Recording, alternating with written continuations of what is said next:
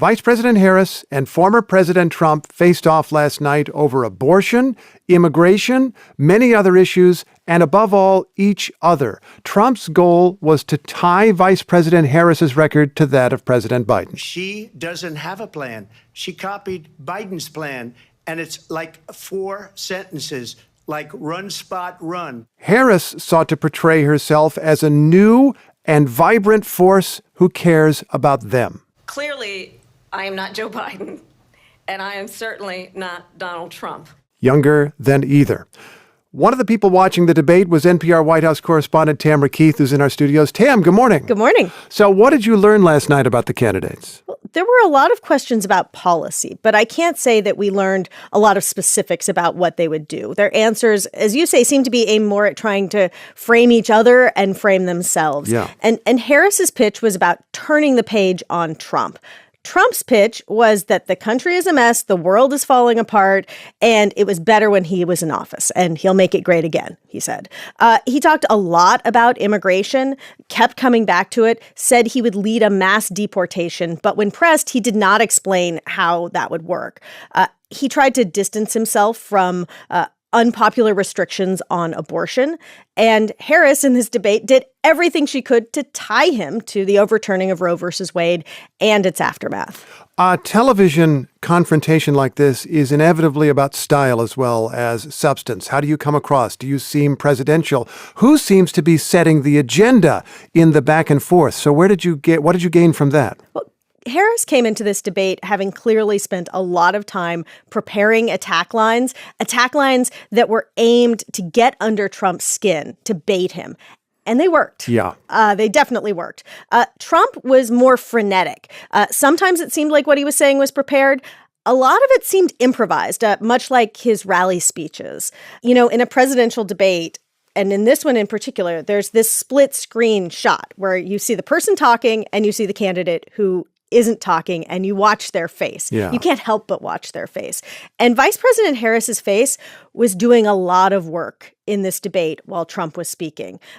Harris looked directly at Trump frequently. Sometimes she rested her chin on her hand. She raised her eyebrows.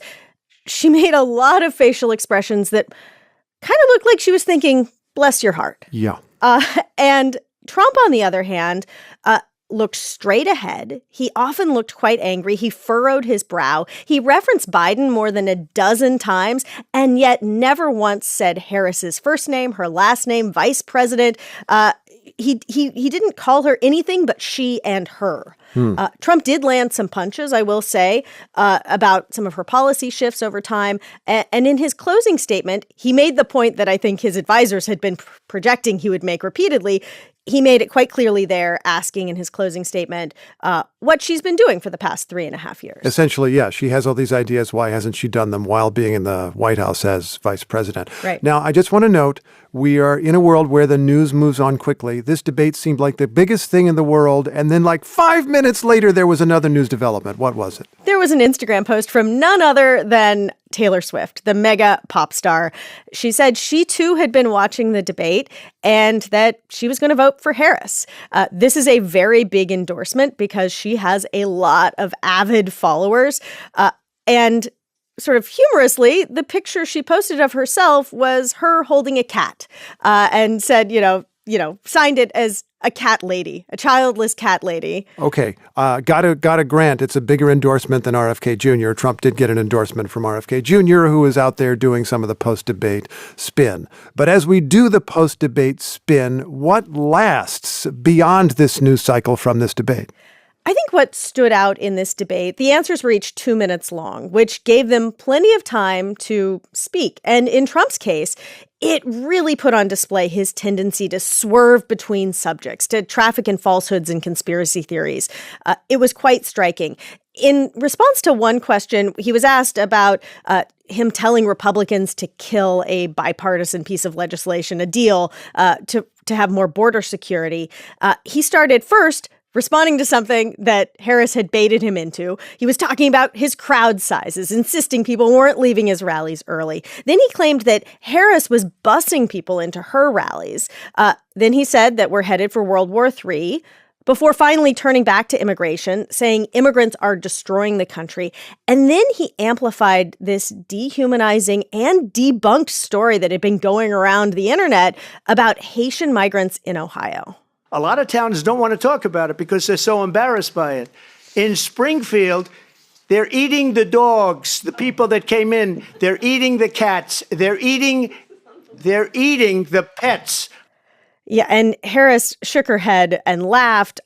This story just is not true. The reason they're not talking about it is because it is not happening. Other eye-popping moments from the debate for Trump included him quite nearly accusing Harris of being responsible for the assassination attempt against him. He walked right up to that. He again insisted that he had won the 2020 election, and he also falsely denied having anything to do with the January 6th insurrection. Harris responded to the election denial by saying that it is a problem for someone who wants to be president to be, quote, confused by the facts. Donald Trump was fired by 81 million people. So let's be clear about that. And clearly he is having a very difficult time processing that. And that was just one of many digs that Harris got in during the debate.